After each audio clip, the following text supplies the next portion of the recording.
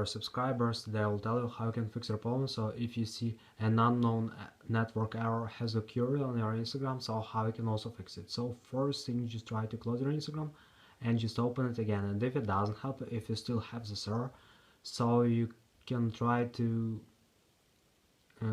check your internet connection. So just go to the settings. If you use Wi-Fi, just open Wi-Fi, just try to turn it off and turn on again. And if you use cellular data, just open cellular data, just try to turn it off and turn on again. Another thing you can try to restart your phone. So just go to the general, just scroll down, just tap on shutdown, slide the power off, wait a second, and just power on the phone again. So just simply restart your phone. And if you still have this error, so you can also just try to update your Instagram app. So just go to App Store, just go to search tab, in search tab just write here Instagram, and if you see here not open with update, just tap on update and wait until it was successful and says latest updates for your Instagram. So thanks for watching, have a nice day, subscribe to my channel, click like, and bye.